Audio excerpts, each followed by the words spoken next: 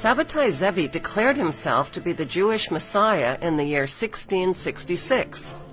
This false Messiah led the largest Messiah movement in Jewish history and attracted more than half the population of European Jews. How did he do it? By promising to return the Jews to their ancestral homeland in Palestine. Sabbatai Zevi made everything that was holy unholy. He rejected the rules of the Jewish holy books and every standard of Jewish decency. There would be no more guilt or sin or right or wrong, no more sexual taboos, no more 10 Commandments, no more fasting. Instead, there would be feasting. Sabbatai Zevi's immoral leadership finally fell from grace when the Sultan of Turkey threatened him with torture unless he converted to Islam. Sabbatai converted to Islam, but he brought his infectious evil theology with him.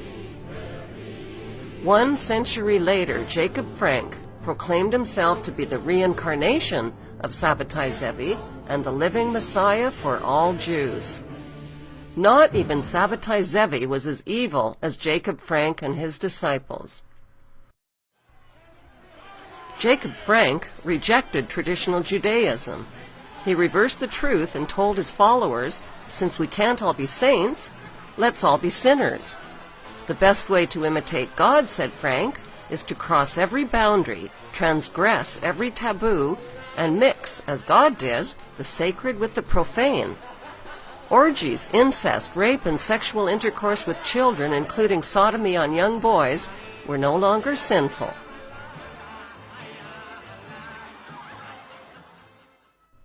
In 1773, Jacob Frank traveled to Frankfurt, Germany, the birthplace of the Illuminati. That's where he formed an unholy alliance with Adam Weishaupt and Mayor Amschel Rothschild's banking dynasty. The ambition of the Rothschild dynasty was to win control of the world's gold, central banks, and wealth. The Rothschilds sent John Jacob Astor, Jacob Schiff, and Paul Warburg to America, where they influenced the privatization of the Federal Reserve banking system and the dismantling of the American Constitution. The goal of Weishaupt and the Jesuits was to take control of the Vatican and its hierarchy of Catholic clergy. Weishaupt formed the Order of the Illuminati and infiltrated the Freemasonic lodges with his doctrine until every Masonic lodge in every nation accepted it. The Frankist goal was the destruction and replacement of Jewish ethics with a satanic religion based on the exact opposite of Jewish teachings.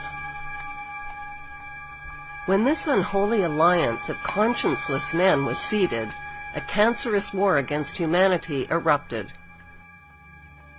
With Rothschild financing, Jacob Frank became fabulously wealthy and was put in charge of spreading a Luciferian theology that would be the hidden hand behind future wars and revolutions.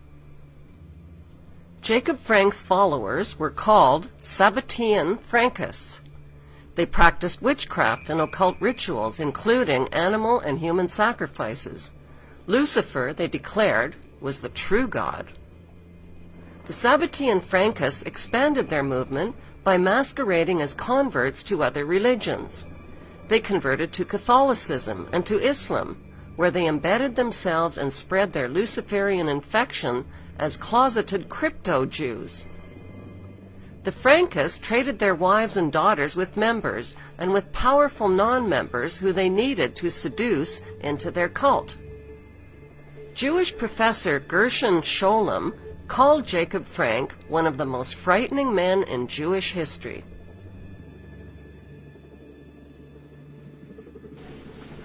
By 1776, Orthodox Jewish rabbis and leaders rejected Jacob Frank and the pagan invasion of evil that took hold in 18th century Europe.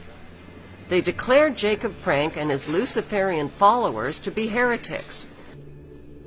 Jewish author and historian Dr. Henry Makow has thoroughly researched the Sabbatean Frankist movement. The Sabbatean Frankists were out and out Satanists. They believe that they have to defy any kind of natural morality, defy any kind of natural law, defy God, and they actually indulge in every kind of depravity as a form of worship, because they worship Satan. And they promoted promiscuity, and that's where our promiscuity today comes from. It's 200 or 300 years old. There's nothing new or avant-garde about it. They promoted incest. They promoted pedophilia and every kind of sexual depravity. America's Zionist-owned media falsely reported that Iran's President Ahmadinejad threatened to wipe Israel off the map. This was a mistranslation. What the president of Iran really said is that Israel is occupying Palestine and has no legitimacy on the world map. Traditional Torah Jews and rabbis agree with him. There is speculation that the revolutionary document called the Protocols of Zion is a secret Sabbatean Frankist document. This document embodies 24 protocols which map out a detailed Zionist plan for global control. The protocols, written in the late 1700s, describe in precise detail the world domination plan that is unfolding today. Rabbi Marvin Antelman charges that the world today is ruled by a Sabbatean Frankist satanic cult that has conspired with the Illuminati to destroy all religions and fuse all nations into one. I have joining me today Dr. and Rabbi Marvin Antelman. Welcome to the show, Rabbi. Thank you very much for having me here. First of all, let me say this. There are a lot of conspiracy theories out there. I'm not interested in theories. I'm interested in facts. So the scholarship over the years that I've utilized are sources that are impeccable. A man by the name of Shabbatai Tzvi, who was born in 1626 and died in 1676, came along and said, I am the Messiah. And he had a tremendous following. When it was realized that his following was so great, there would be problems, the Sultan gave Shabbatai a choice. Either you die or convert to Islam. So he converted. Now, there were about 1 million followers prior to the conversion. When the conversion happened, then there was disillusionment among the Jews. But there were some diehard people who set up different cults of Shabbatai Tzvi. And the worst one of them was called the Domeh, which was a secret organization. And the Domeh was based in Turkey and in Salonika. And the Domeh gave rise to these terrible orgies that went on, which became part of the immorality theology of Shabbatai Tzvi, corrupted later on. He apostatized himself 10 years before his death. So when he died in 1676, he had these cults doing all kinds of evil. And the reason that these followers of Shabbatai Tzvi were doing evil was because what? Here's the thing. The Talmud says that the Messiah would come when everybody's good or everybody's bad. There is such a saying in the Talmud. So the Sabbatians said like this: it's impossible for everybody to be good. It's easy to be bad. So they turned around the Torah and they said, if you do an evil deed, then you will use up the energy of the universe, and it'll collapse, and you'll force the Messiah to come because you will have used up all the evil in the world.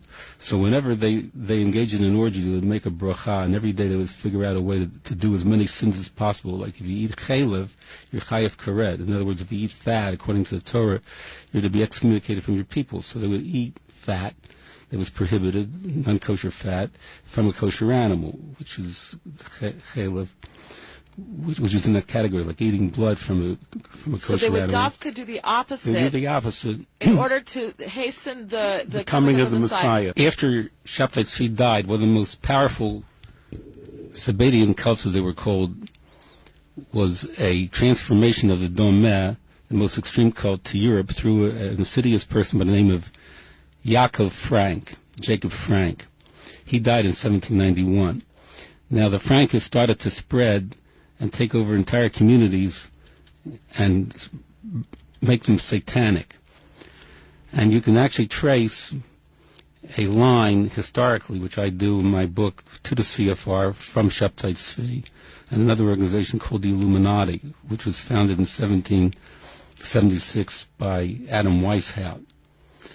And they were involved also in the French Revolution, which is also well documented. So what you're saying is that there really does exist a New World Order, that it's not a conspiracy theory, it's a conspiracy. Right, and Professor Katz wrote a book called The Jews and Freemasonry, which gives a history of the interface between Jews and some of the cults that derived out of Shabtai Tzvi. But the next big cult that came from Shabtai Tzvi after the Domeh organization, which was in Turkey, the next big cult were the Frankists, as I mentioned with Jacob Frank. So Jacob Frank, the Vad Arba Ratzat, the Council for Lands, wanted to deal with Frank, and they decided to have a big excommunication on the 20th of Sivan 250 years ago. And there they made the following rulings. They said everybody that is a Frankist is to be excommunicated. From the Jewish people. From the Jewish people, bastards to the 10th generation, is what it said. And they prohibited people, because the Frankists were into Kabbalah, they prohibited the study of Kabbalah until you were 30 or 40 years old and you had a belly full, as they said, full of Talmud. Only then could you study the Kabbalah. Right. And they said they're women or whores, and they're hereby excommunicated from our people to the 10th generation. This is what the Council of Foreign Lands labeled the Frankists, right, because they so deviated from Judaism and all that Judaism holds to be true and righteous. These people went off and made basically their own deformed religion, and so the Jews wanted nothing to do with them. They kicked them out. That is correct. Okay. Are there non-Jews that joined this Sabbatian cult? No, non-Jews did not join the Sabbatian cult, but the non-Jews did join the Illuminati. Today, royals, politicians, banksters, and businessmen form the inner circle of the Sabbatian Frankist elite. They live secret, two-faced lives, sometimes posing as religious Jews, or Christians, or Islamists. Modern Zionism is rooted in the unholy alliance of Frank, Weishaupt, and Rothschild. It has infiltrated world religions, taken over Freemasonry, engineered wars and revolutions, and turned nations and citizens into their debt slaves worldwide. Unfortunately, Muslims, Christians, and Jews do not recognize their common enemy because that enemy is invisible. It hides within their own religions. The enemy also hides within the activist community. It finances big-budget documentaries and movements. The end game is to sell a divisive, anti-capitalist, atheistic message and deliver trusting followers right into the lap of a communist New World Order. New World Order, Mr. Rothschild? What? New World Order? Depopulation? Listen, who are you... Genocide? Who are you televising for? We just want to let you know the New World Order has no legitimacy, and that we as a people are not afraid, and we are waking up to the robber barons and the big banksters who are looting this economy with the Federal Reserve. Well... the Rothschilds family did start the Federal, they divided Europe first, took over Europe, Napoleon... Don't exaggerate.